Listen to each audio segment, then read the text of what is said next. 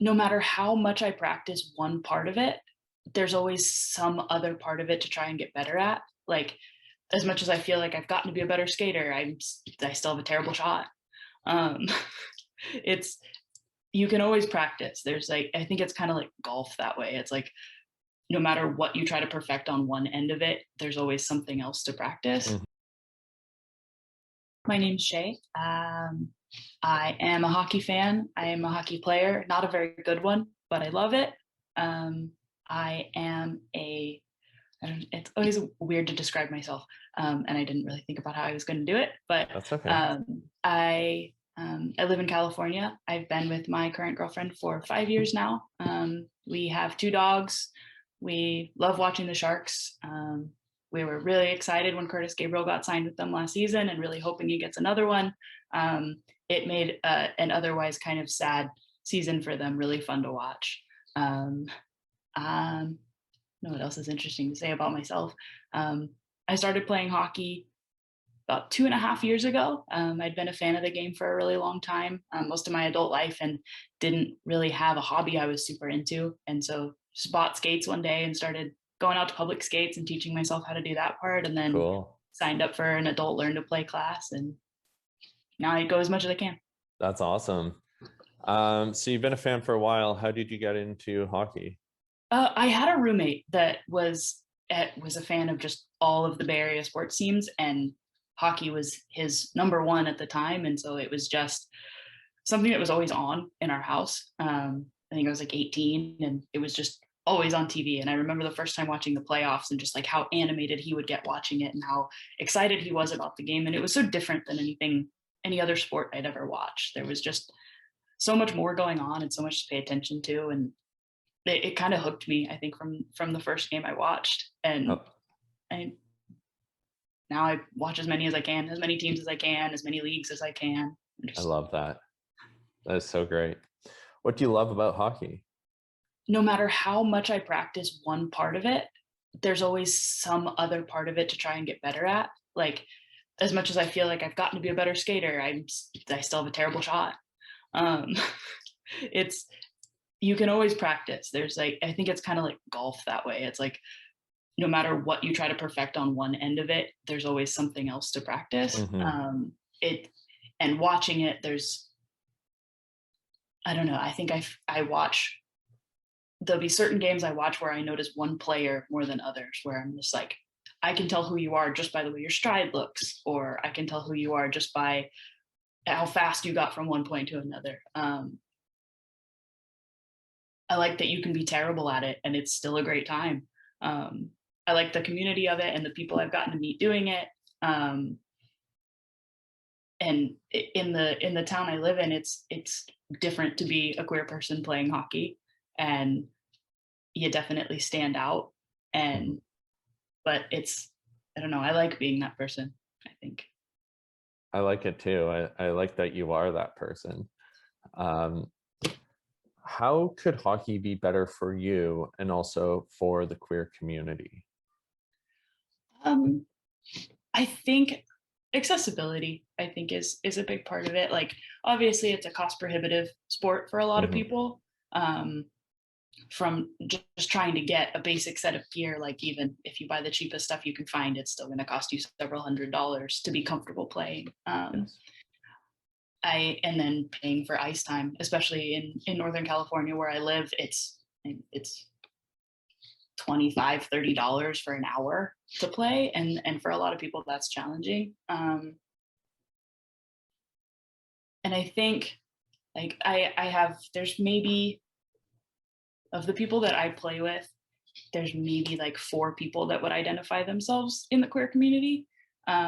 And sometimes like it's scary to go by yourself because you don't know who's going to be nice to you, or you don't know if somebody's just not going to want to play with you because of who you are. Like, and so there's a few of the people that I will play with that they don't want to go alone, and that makes me sad because they don't like they're learning and they don't feel safe, and that I think that could be improved. That is sad because, it is reliant on others, Very much whereas so. there's some sports you can go play basketball by yourself, you can go play golf by yourself. There's many sports that you can just go play, but hockey, for the most part, like, you can go skate or shoot a puck, but if you want to play, You can only learn so much shooting at an empty net and passing with the wall. yeah, yeah, you need other people. So that makes a lot of sense, and is not something that is necessarily always thought of, right? What keeps you in the game? I mean, at the simplest, it's great exercise. It's a great hobby. It has managed to fill up a bunch of my time in this last year. Even during COVID, our rink was able to stay open for the majority of it. Nice. There was about 3 months where they had to close entirely, and then they would open, but you could rent private ice sessions. And so there was a group of us that, just to help keep them in business, we would just rent out between as many, they would let you have, I think, like 10 to 15 people on the ice at a time. And so we would just organize like little drop-in games or scrimmages, and just all go in together to rent the ice out. And it's just such a fun game. Like, and Yeah, I think that I could spend the rest of my life playing it and never learn everything I want to learn. What gives you hope for queer people within the sport? Seeing how much progress is already being made. I think, like I love seeing like people like yourself and like Curtis, being willing to just put themselves out there and say, hey, like, here's the problem. Here's what I'm doing about it. Here's what you can do about it. And like, I specifically identifying the people they're trying to support in the game, and not being shy about it. I'm even grateful for, I don't know, obviously the leagues and the teams, they change their corporate logos to be a rainbow, or like, but even if they're just trying to get people to buy merch and it's an empty gesture, it's still something. Like, it's still making someone notice that they're doing it. Like, I don't know, for the average everyday fan that doesn't care if queer people play hockey, they still have to see it. Yeah. And so maybe it puts like a little bit of seed in their mind of like, is it hard for queer people to play hockey? Why would it be? And then maybe they ask a question, and maybe that leads to another question. And even if it's only a couple people that it does, it's something. I love seeing more women on the national broadcasts during the playoffs. It's so fun. And it wasn't ever something that I thought about that was missing until I saw it be there. And so I watched a lot of the NWHL playoffs when they had them on Twitch in those streams, and the commentary was better. The announcers were better, like the color commentary, everything that they would put, the information out there. And I don't know, it was just fun to hear someone that sounded like me doing the sound behind the game. Anything else that gives you hope? That's a lot. Yeah, I mean, I try to look for as much, there's so much negative you can find, I think, in whether it's in the NHL and all of the stories that have come out this year, and all of the just horrible allegations for things people have done and things that exist in the culture of the sport. But I'm trying really hard to focus on the good things that have come out of it. Like, it's great to see some of the guys starting the HDA. I wish they would diversify a little bit on that. They could probably add a lot more people to that panel of players, but it was somewhere to start, and I hope they grow it and expand it, and make it a little bit more inclusive. But it was cool to see that start somewhere, and to hear Matt Dumba's speech during the playoffs, and it's powerful.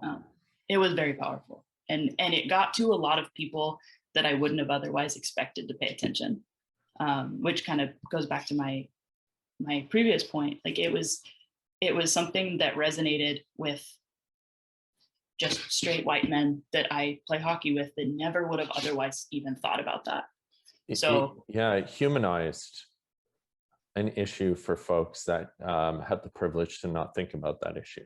Exactly. They never would have given it a second thought, and his words and him putting himself out there that way changed something for them, even if it was a little something. And they wear those sweatshirts to the rink every day, and are able to answer the questions when people ask them. So that gives me hope that even if it's something small and it's just a few people that it changed something for.